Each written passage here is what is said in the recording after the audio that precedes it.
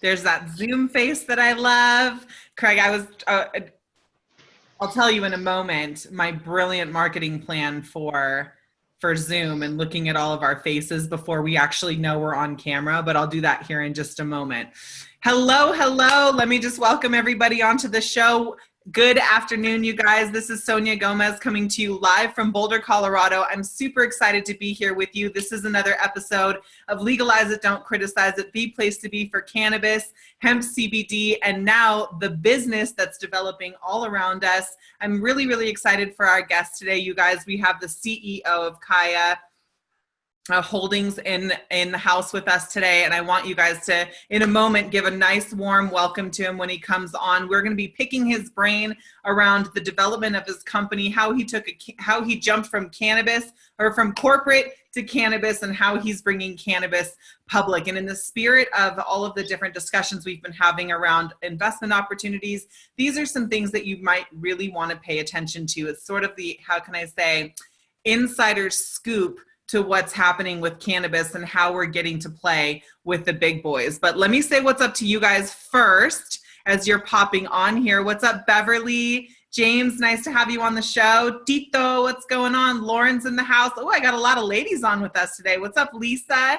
Nice to see you here. Thanks so much. Hey, you guys, as you're getting value from this video, as you're excited and enjoying yourself being here with us today, make sure that you like and share and tag 5 people that you believe this would make a difference for. You know, it's our mission here at Legalize It, Don't Criticize It, and inside of the Cannabis Network that we empower you with the truth about cannabis, hemp, CBD, the health benefits that it has for you and how it can transform the way that you feel and function every day, but also to bring awareness to the cannabis that's allowing all of this to be possible. So with that being said, you guys, put your hands together and give a nice warm welcome to our guest, Craig Frank. What's going on, Craig? Nice to see you. Thanks so much for being here. Nice to be here. Thank you so much for having me. Yeah, of course. I was just telling you, like in our pre-interview sort of space, how excited I am to speak with you and understand sort of the progression here. It's a major, major leap from, first of all, from corporate to cannabis, and then another probably light year galaxy journey to get from having a cannabis company turn public. So before we dive into all of that in your journey, why don't you go ahead and introduce yourself. Tell us who you are, where you're from, and then we'll dive in. Again, my name is Craig Frank. I'm the CEO of Kaya Holdings Incorporated. We're a Florida-based headquarters with operations in Portland and Salem, Oregon. We have some stores, we produce some products. We're vertically integrated and getting more and more so as we go forward. My background, I'm New York born and raised. You'll hear that from the accent, I suppose. Nothing I can do about it. I apologize in advance. Went to school there. After school, I lived overseas. I lived in Israel for many years, developed a business there where I worked with transitioning or helping Israeli companies transition into the US market, and from there into other markets.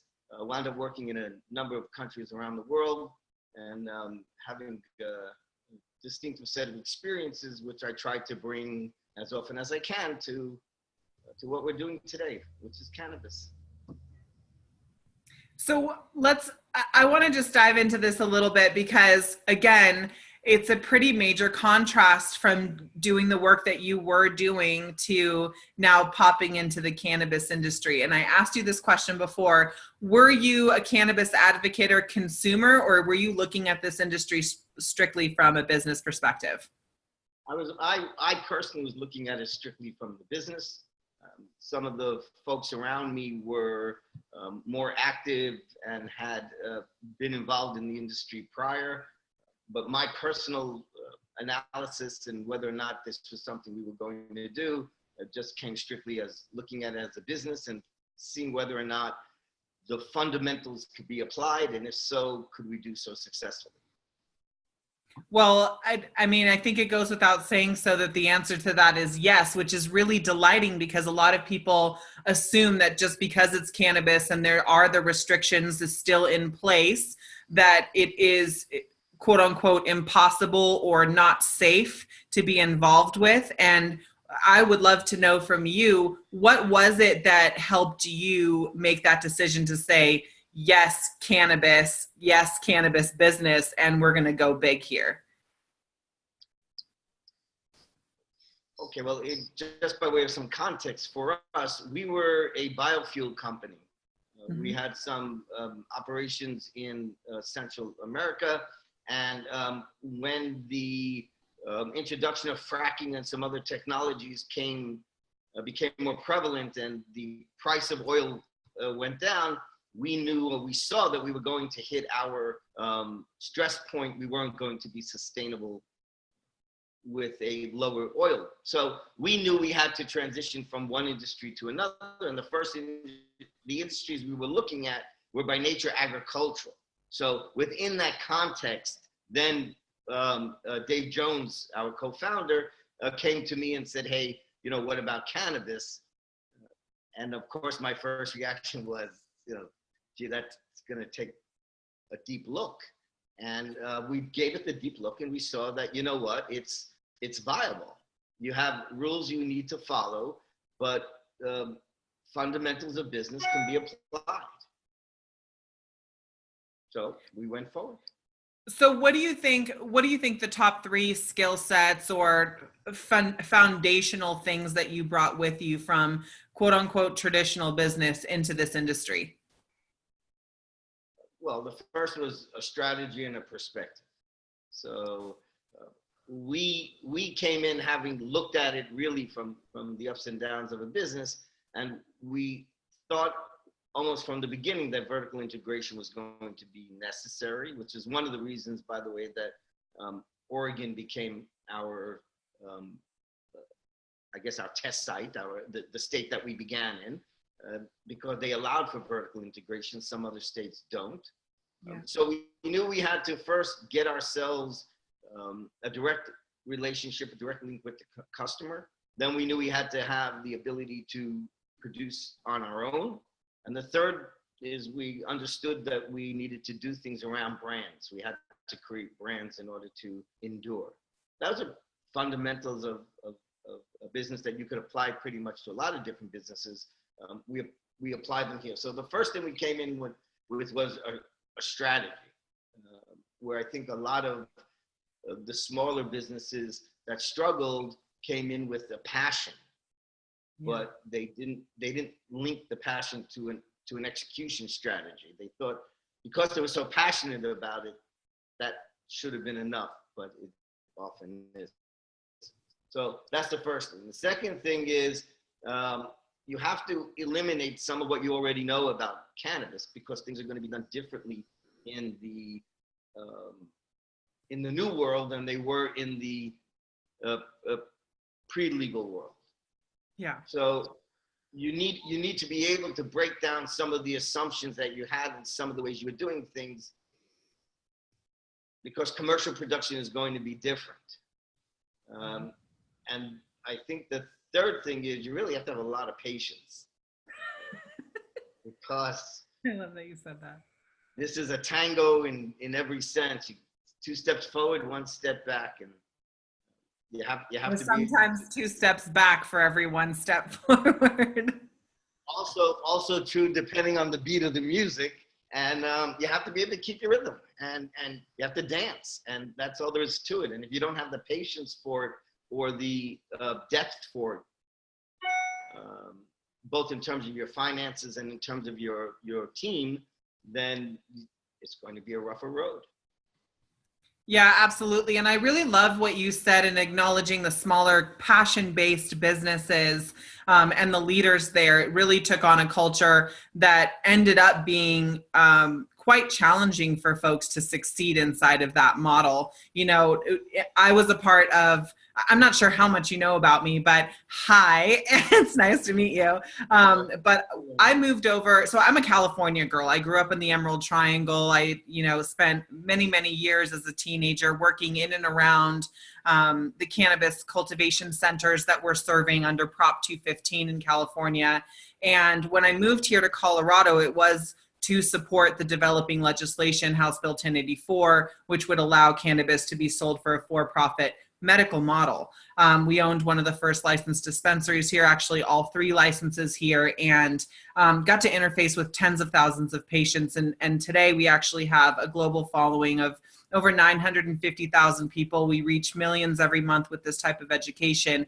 And there's a huge, huge contrast in today's cannabis industry to the motley crew, if you will, of 2009 and 10. It was a bunch of people who were extremely passionate, extraordinarily knowledgeable, had tons and tons of experience under their belt. But when it came to transferring that passion into a program with actionable steps or execution plan, it was very, very challenging. And a lot of people lost their businesses, their life savings, tons and tons of time and energy because they didn't start with the first fundamental step, which is like, what's our plan? What's our strategy? Who are we doing business with and for? And how are we going to make money doing this business? And it was very sad because a lot of very passionate, very skilled people got bled out of the industry. And at the same time, very smart, and how can I say this? People who are also passionate. Like, I would not consider you to be not passionate. You're just passionate in a different way and have a certain structure to be able to apply. Look, I accept the concept that we didn't bleed to get here. Yeah. Okay, and a lot of other people did, and we accept that. We made efforts in the beginning to help bridge that and offer people from the industry to join us, and offered to make some acquisitions. And there wasn't the level of I don't mean this in a bad way, but business maturity that was required for people to understand opportunities that were presented to them, or for people to structure the businesses in a way that would make them enduring. It's not the fault of the people that came in after them. They could have competed better, but at the same time, I do recognize that there is an issue within the industry that needs to somehow be better balanced. So I'll give you the perfect example, just supply chain. We would have been much happier working with independent farmers and starting our own program, but we couldn't get them to grow the strains we wanted. We had to accept the strains that they elected to grow, and it often were strains that one strain after the next wasn't the same. So you would sell out of something they sold you, want to replenish, but they didn't have any more to give you. So as a business, you had no choice but to say, okay, if they're not going to supply me the way I need to be supplied, I have to go and figure out a way to get it myself. So there were issues on all sides, but this isn't unusual to cannabis, by the way. If you look at the first wave of internet entrepreneurs, you know, the first wave aren't the guys that became, you know, the second wave, and the successful wave. You know, there's a lot of frustration. All those folks who came before Google, but Google's the one that we use as the verb. You know, there were a lot of others way before them. You know, Ask Jeeves. You know, we don't use that too often anymore. You know, so it's not unnatural for a first wave of entrepreneurs not to become the established wave, and it happened in this industry too. Yeah, I think it did, but you know, I'm also finding that there are a good handful of folks who actually evolved with it it's beautiful to see the nature, the overall like nature of nature, if you will, right before your very eyes inside of this industry, because people with very little or no business savvy at all ended up becoming, you know, huge influencers in this industry and are pioneering for other states as well, which is incredible to watch and see, especially because I watched them stumble over their first words I don't know. in the boardroom. And you just froze. Can you still hear me okay?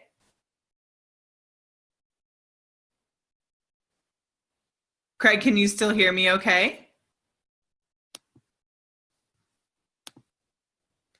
So I lost connection with Craig, you guys. And if you have any questions while we are going through this interview, go ahead and post them in the chat and we'll get to some Q&A here at the end. This is a really powerful opportunity for you guys to sort of pick the brain of the genius behind taking cannabis public. This is something that we have been talking a lot about when accentuating the business opportunities that are available. I know that we've spent a lot of time talking about the health benefits, and you may even still have some questions about that.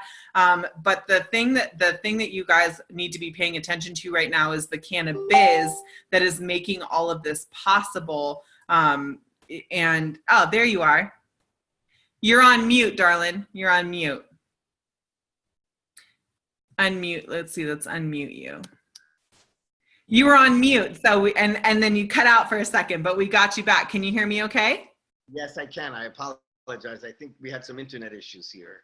Yeah, no, that's okay. Don't worry. There's internet issues all over the place. There's a satellite flying about 70 miles in the air, so it's bound to happen at some point. I was just saying before we got cut off that it's pretty amazing to see that the people with absolutely no skill sets in business whatsoever, evolved and developed and became very prominent fixtures and figures in this industry and are supporting the development of the legislations in upcoming states that are adopting this as practice and slowly kind of getting their feet wet. So that's extraordinary. I think the marriage of two is really powerful. I think there was a whole crop of just instinctive business guys who were in the industry to begin with, and they're defining the industry for sure. And they had the perfect mix of the cannabis understanding and history and the business instincts to make it work. So they'll define the industry for quite some time. So Craig, tell us exactly what you do in the industry. Maybe not you specifically, but what does you and your company do or provide for the states that you're operating in? Well, we operate for now only in the state of Oregon. We have 4 stores, 1 in Portland, 3 in Salem, and we produce or distribute a wide range of products with cannabis. So flour and oils and concentrates and all sorts of edibles and topicals and that kind of stuff. And as new products get introduced into the market, many of them very creative, we often like to give them a try and see what the customers think about them. I think even that is an industry, an interesting thing in the industry, because we're all learning now customer preferences, because they've never had access to so much of this. So it's all new for them. It's all new for us. And everybody's learning what the customers would like and the delivery systems they prefer and the potencies and flavors that they're looking for. And we're doing our best to give them what they want. Is this really exciting for you? Oh yeah, it's great. It's like a creative heaven. I mean, look, the bad side is there are no rules. There's nobody who did it first that you can watch and say, hey, they made a mistake here. They were really smart there. So you have to make your own mistakes, but you also get to have your own little victories, and that's okay. So yeah. Are you over the nostalgia of it yet? Like when you're in your elite circles, as I imagine you are, do you still have this sort of like giggly feeling of like, yeah, I'm in the cannabis industry? Are you over the nostalgia yet? You always, whenever somebody says to you, you know, what do you do? And you never know the response you're going to get. And in some sense, that's a shame, because there's still a lot of people who just instantly apply a set of values to you that you may or may not ascribe to. And then there are others who go the other way and want to know anything and everything. And of course, then you get the standard joke, you know, do you need testers? You know, all those jokes that you just, yeah, you can imagine you get. But you definitely become one of the people that others want to hear more from in the room, because it's an industry that people are much more curious about than so many of the others.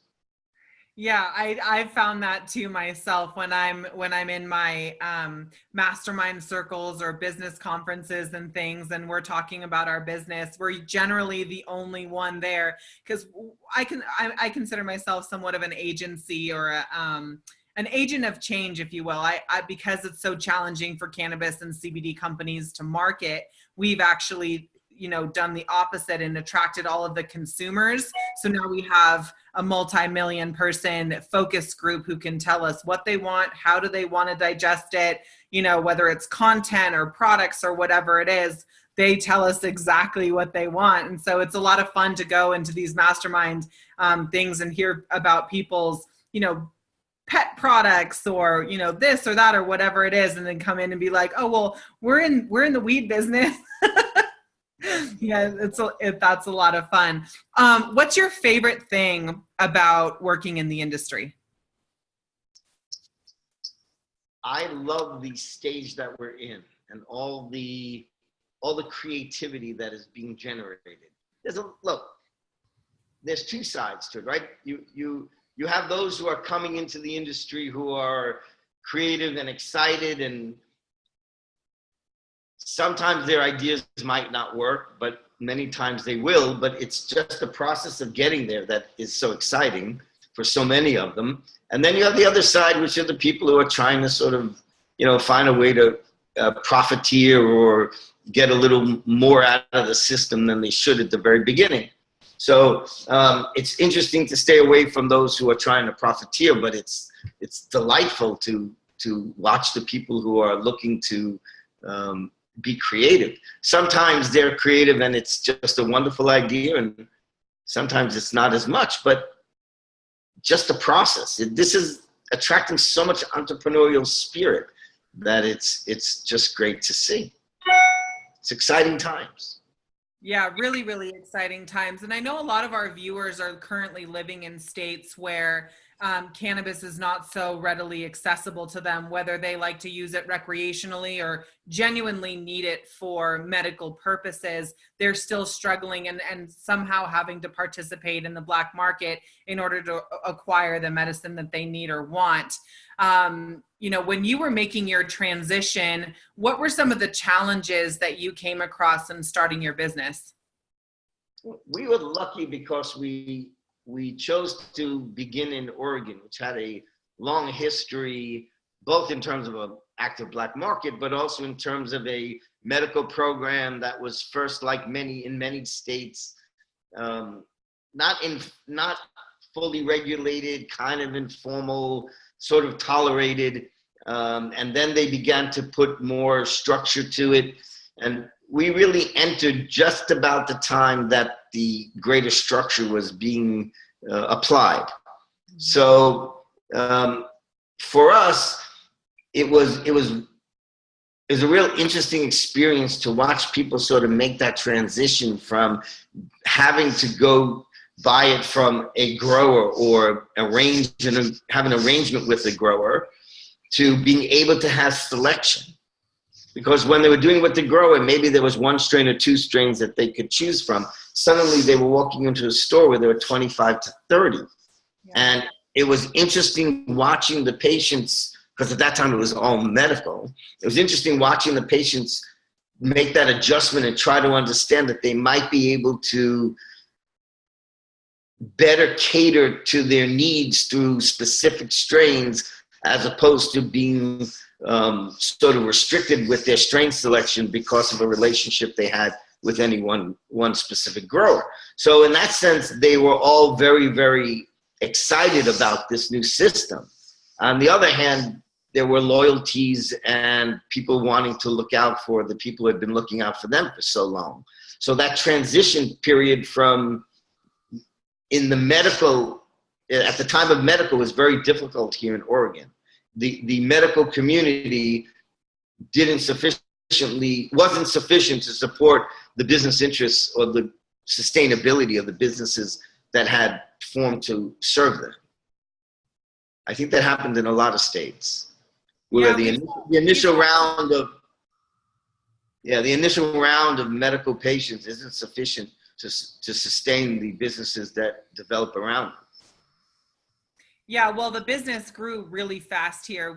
I'm sure you've heard the term Broadsterdam. We have a whole street here that's literally dedicated to cannabis businesses. There's like 9 or 10 dispensaries within walking distance of one another.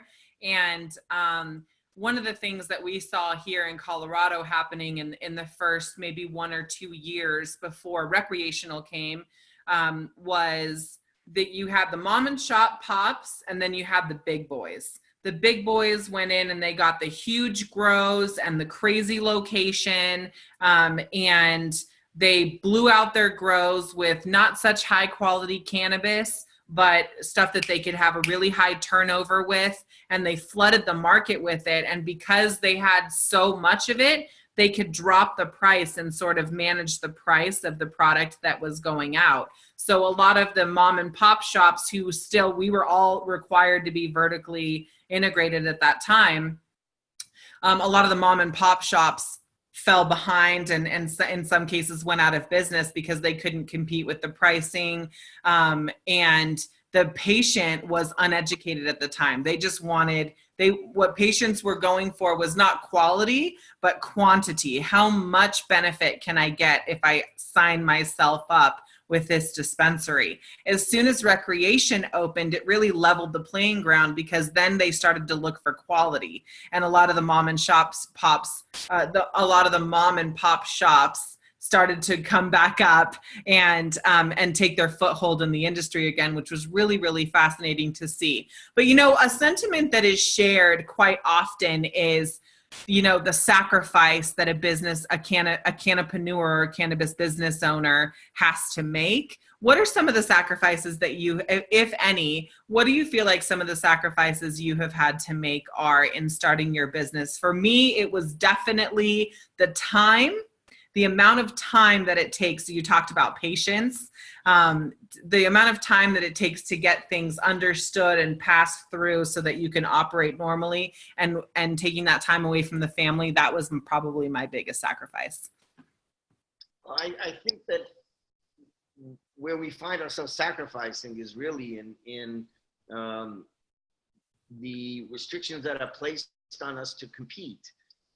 The restrictions in marketing, the restrictions in in-store activity here in Oregon. Some of those things inhibit us from behaving as a normal retailer might. So it prohibits us from creating the kinds of relationships with customers that we might like that. For example, here in Oregon, loyalty programs are not permitted. So you can't even have a sort of frequent customer program. So a lot of the ways that you might connect with a customer and retain that customer long-term aren't available to us. So that's, I think, one set of sacrifice that the business has to make. Personally, I don't think I've made too many sacrifices here that I might not have made in any business I was seeking to grow. So I can't complain, but I think as a business, we have been forced into a number of compromises that we otherwise wouldn't have had to make were we not a cannabis company. I think that's super refreshing to hear for folks who are considering getting into the industry, that what you said is pretty powerful, that you'd have not had to make any sacrifices that you wouldn't have had to make if you picked or grew a different industry or a different business. That is, to me, really encouraging, because that has not always been true. And so, how long have you guys been in business? We're 4.5 years now. Yeah. Our first store opened in July 4 years ago. Yeah, so year 1 to 3 was really challenging, and it was chock full of, frustrations and all sorts of sacrifices or compromises, both professionally and personally, to get things off the ground. And I think Oregon is probably Oregon, and I would throw Washington in there, are probably two of the most lenient beginner states. They're right up there with the pioneers, along with Colorado and poor California. They lost their pioneer badge because they only legalized this year. They'll seek to regain something. I'm not sure what badge they'll get, but they'll have a badge at the end anyway, I'm sure. Yeah, biggest global economy for cannabis or something like that. We've talked a little bit about, the different companies that are dropping out, and why we think they're failing while others are succeeding. What sets you apart when so many others are dropping out? What is going to be the thing that makes you succeed in this industry? It's about fundamentals. It's about business fundamentals. Learning to apply the same fundamentals you might to any business, with the quirks and the restrictions that come along with cannabis, and marrying the two, so you function as close to an ordinary business as you possibly can. As long as you do that and continue to do that, and you pay attention to your fundamentals, how much money comes in versus how much money goes out. Are you spending it in the ways that you need to spend it, as wisely as you need to advance your agenda? Do you know what your agenda is? And most important, who are you speaking to? Cannabis is not is not one market any more than clothing is, or food, or anything else. There's reasons why there are different vendors at different levels of appeal to different kinds of customers. You have to find the customers you want to go after. You're not going after everyone. So some upscale stores with higher price points may be going after a more affluent customer.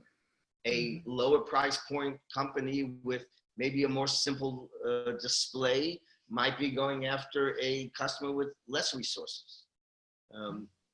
Those are all legitimate markets. You have to figure out which one of those you're going after and go after them.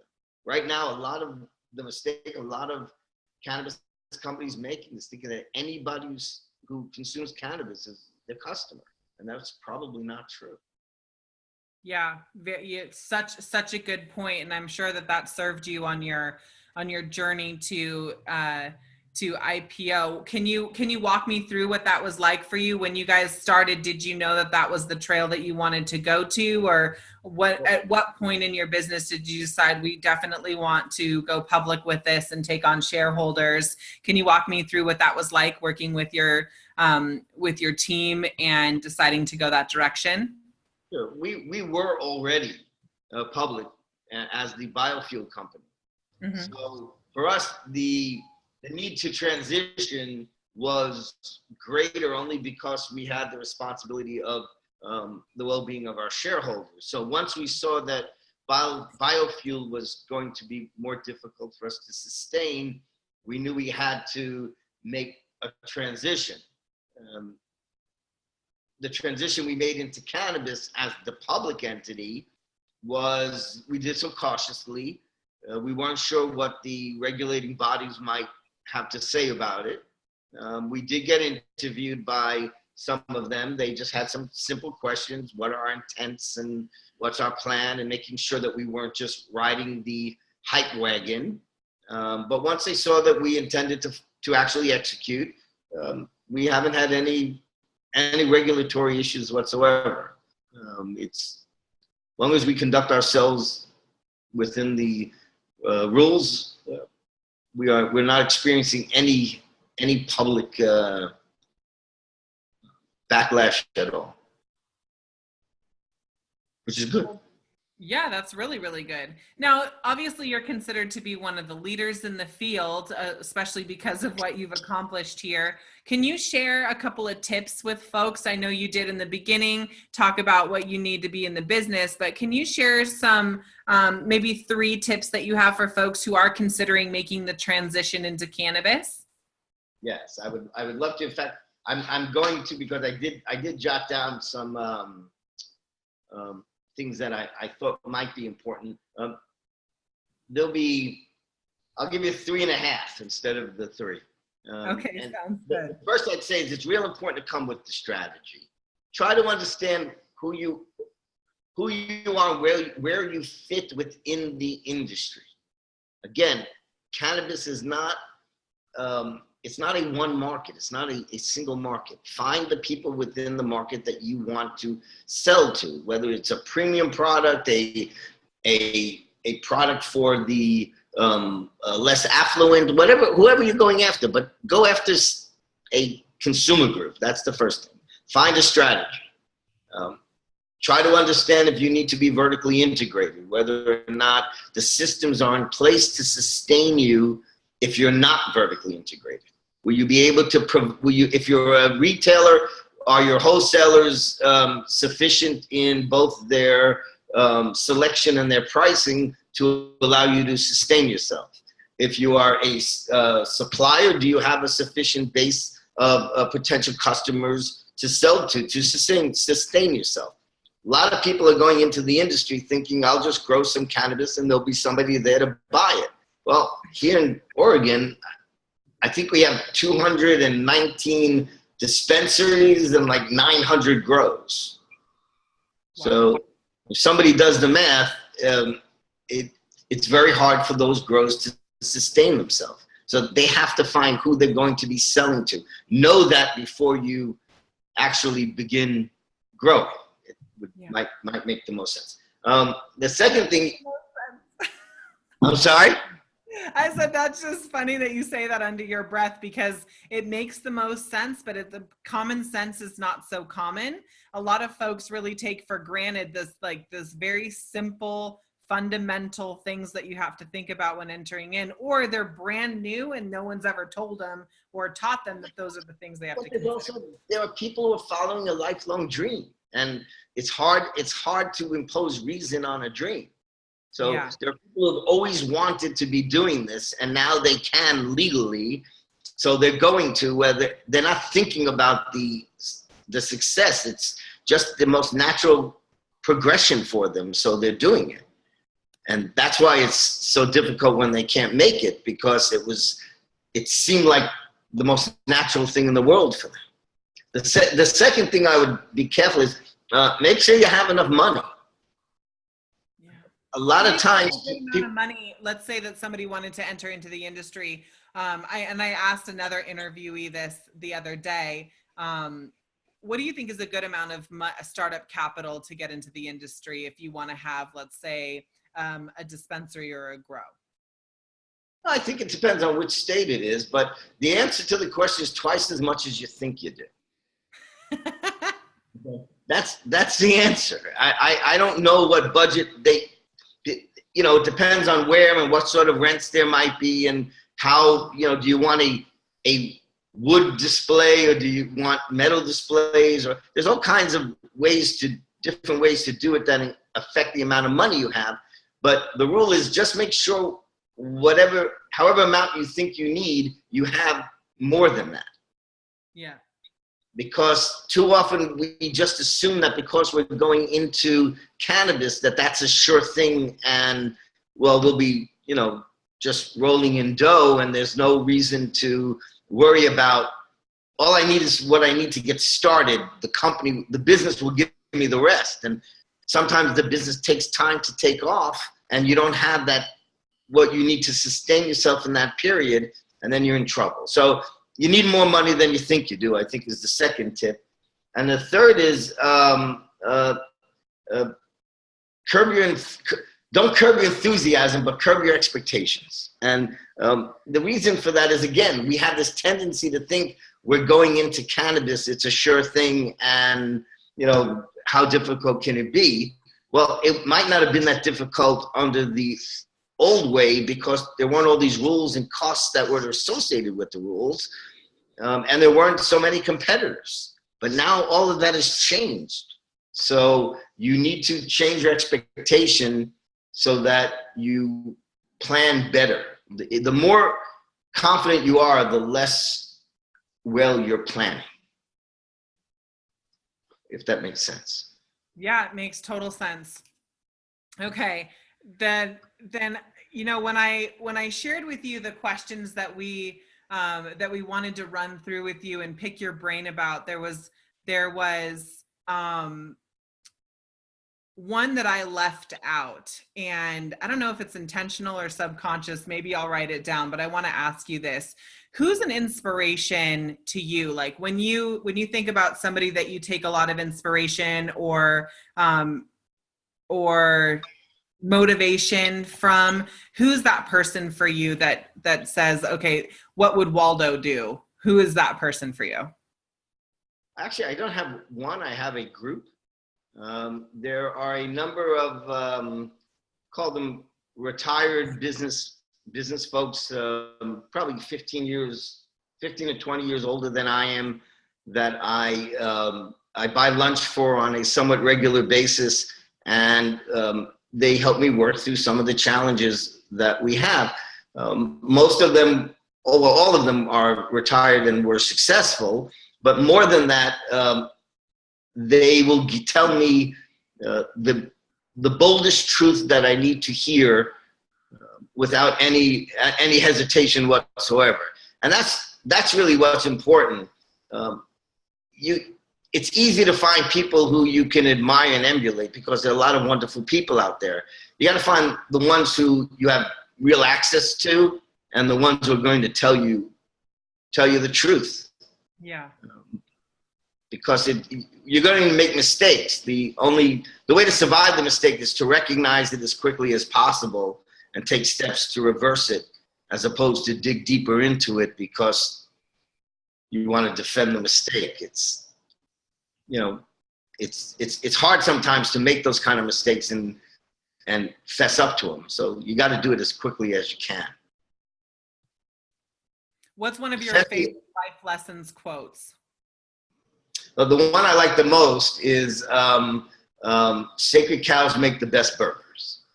And the reason I like that the most, and it's from a book I read probably 30 years ago.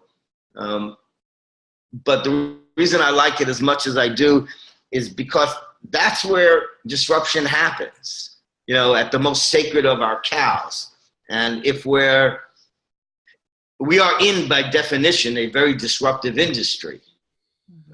We're in the end, we're going to disrupt pharmaceuticals, we're going to disrupt alcohol, we're going to disrupt tobacco, we're going to disrupt healthcare. We're going to disrupt a lot of things as we go forward. And the way to be an effective disruptor is not being afraid to take what people view as sacred and just say, question that. Why is this sacred? And make it into a nice, tasty burger. Yeah, I love a good burger. I'll tell you that much right now. Let me, I'll ask you this one. What is your, because you mentioned the disruption and all of the different areas where we will cause disruption if we haven't already. Big Pharma was one that you mentioned. What is Kaya's disruption cause? What is the thing that you guys are going to be putting time and energy behind now that you have this position of power in the industry? We're trying to use our platform for two things. Okay, the first is just that people should be nicer to each other. We have our slogan is "Be kind." It's on our store. It's on our clothing. It's on our products, and we try to promote this idea that there's an opportunity for a kind exchange pretty much anytime you have an exchange. In our pre-rolls, we put a positive message in every pre-roll. It's just a way to make somebody smile. We have the platform. Why not use it? The second is like a fortune cookie joint. Kind of a fortune cookie thing. Yes, exactly. That was exactly how we referred to it in the beginning. It was like a positive fortune cookie, but inside each pre-roll. And the second thing is we started this thing we call Kaya Cares, which we're trying to work with the Oregon state officials to structure so it's compliant with rules. And that is that we want people who are opioid dependent to have the opportunity to see whether or not cannabis is a potential alternative for them. And we wanted to give away a kind of call it a starter kit that had one of each delivery system type in the box, so they could smoke it, they could vape it, they could eat it, they could apply it, and see which one of those was most comfortable for them. And we wanted to give them that kit for free in exchange for them saying that they'll hold off on the opioid consumption. State of Oregon does not allow you to distribute marijuana for free except to medical patients. So now we got to find a way to get the opioid people registered as medical patients. So we're working on it. But we think that cannabis offers a tremendous alternative to opioid. We think what's happening with opioids is outrageous. And we want to do what we can to help. So sad. It's literally an epidemic, literally. So at what point do we respond? Yeah, well, I absolutely love that. And please let me know how I can support. As I mentioned, we have people from all over the country, and huge in Oregon, Washington, especially in the legal states. So if there's ever a time where we can, I'd be happy to share a message with our audience, and you guys would be excited to go and support that Kaya Cares, right? They would be so excited to join in. We don't even care if it gets called Kaya Cares in the end. If some people felt that was too identified with us, if it takes on a broader life and can be called something else, bless it that way too. We just want the people who are on the opioids to be able to swap out. Yeah, in final thoughts, I'll share with you, one of the things we set out, first of all, just to tell the story of Mary Jane, to tell the story of cannabis from both the business perspective and the consumer's perspective, to help educate and empower them with the real truth, because there's such a negative stigma that we're up against, as business owners and also as consumers. I consider myself what we call a stiletto stoner, so I can shine with the best of them in business, but absolutely prefer my cannabis over my wine. And, one of the things that really floored me was how many messages, and not like little emails, that they send in the messenger, but full 2-3 page confessions of their real challenges or what they've witnessed with their family, and all leading back to the medical system, overprescribing medications, whether it's for pain management or just for symptom management. For instance, one who's having trouble sleeping from one pill now has Ambien and is now addicted to, some other weird thing. And so the combination of medications and the prescription, the actual advice on how to take it, is so excessive that it's bleeding the life out of people, out of their families, and the whole culture. We're walking around literally like zombies. So when I found that, I started to curb my message to say, if you're interested in using cannabis as a natural alternative to pain management or treatment, here's the information that you need to know. And immediately we started to have people coming into Colorado who had one goal, which was to eliminate their pain medications and start to figure out how their bodies could function independent of all of this, of all of these chemicals. And I cannot tell you how many times I have cried reading the testimonies from these families or from these individuals who are sharing their stories of transformation, some of it is still unbelievable to me. So I am so grateful for your vision to support individuals making that transition, because it's scary and it's such an unknown, and the body in withdrawal is like, who would do that on purpose? But also who would become addicted on purpose? It's such a major thing. So I'm so grateful for the work that you're doing in the industry and the way that you represent the progress here with such professionalism and eloquence. It's a beautiful and very refreshing thing to see. And I hope you guys can take good influence from this to show that anything is possible. And you too can be one of these pioneers in the industry, especially if you're in states that are not legal yet. I want you to know that there's nothing but opportunity for you before the bigs get into business. If big pharma and big business come in here, the door is closed. Well, I think that we have a interesting window of time.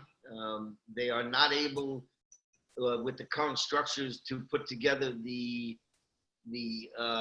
network and the efficiencies, the size and the efficiencies, excuse me, that they might be looking for. So they're going to wait until those things are available to them. There'll probably be a nice wave of acquisitions, should they elect to come in. So now's a nice time to build yourself a nice little company that might get acquired down the road. So that's there for them, if that's something people look for. And what we really need is we need to begin to exchange information on the experiences we're having, the strategies people are using to overcome some of the difficulties, and understand that the more we lift the standards of the industry, the more the regulators will understand that they don't need to regulate us quite so much. So the better we can be at what we do, the longer and healthier the forecast for the industry will be. Yeah, we're definitely earning our trust. And so I always appreciate the collaborative nature of the industry too. That's definitely one message that's consistent across every conversation like this that we have is, how much we are embraced by our fellow cannapreneur, saying like, yeah, come in, let me share with you what's going on and what's working and how we can make things, or these are my challenges. Can you help fix it? And it's such a warm and welcoming space. And at the same time, super ego driven too, right? Coming up against people who are like, well, I know the most, or I do the best, or whatever. I guess that's true in every industry, but it is true. I always talk about, you go to these conferences and you can always point out who the peacocks are, the guys who feel like all their feathers have to be open and, but that's okay. That's human nature. We bring to this industry what we bring to every industry, a tremendous amount of excitement and creativity and wonder. And on the other side, there's always those few poison pills, definitely. Any final words to our community before you go? Do I have any final words? Yeah. Do you have any final words of encouragement or wisdom or? Well, I would say always remember, stay compliant. It's never worth the rule break. Stay creative and be as collaborative as you can, but at the same time, understand that you're building a business and function as a business. And if you do those things, you'll be okay. Heard it here first, guys. I want you to give a very, very big thank you, a legalize it, don't criticize it style thank you to Mr. Craig Frank here. I'm just so grateful to meet you, and please let's stay in contact. If there's anything that I can do to help kick off what you're doing in Oregon there, I would love. And my people, they're fanatical. They will volunteer. They will go and sign up with the state to be medical patient, whatever you need to make that possible. They are so on board with it. My people are amazing. So just let us know how we can support your mission. We'll take you up on that. We're very grateful. So thank you so much. Yeah, absolutely. And if I can help you guys in any way, never hesitate to reach out. I would love to come to Oregon and showcase your shop on our platform. I think it would be so fun to check out your company. Always invited. Just Really? Yes, of course. We'll figure it out as soon as yes, of course. We'd love it. Awesome. I would love that too. We'll take the chat off of line and figure out when I can come out and see you guys. It'd be a lot of fun. It would. Wonderful. Looking forward to it. All right, my friend. Wonderful to meet you, and we will see you soon. Again, thanks for the work that you're doing in the industry, and we will be in touch soon. You guys have a really great afternoon. This is another bonus broadcast for Legalize It, Don't Criticize It, the place to be for cannabis and CBD. I'm your host, Sonia Gomez, and I'll see you on the next broadcast. Bye. Bye. Thank you so much. Yeah, of course.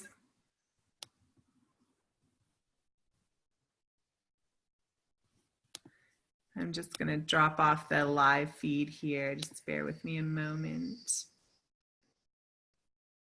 Okay.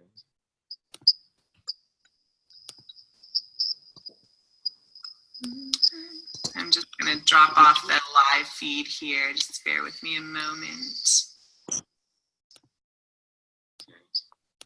There we go.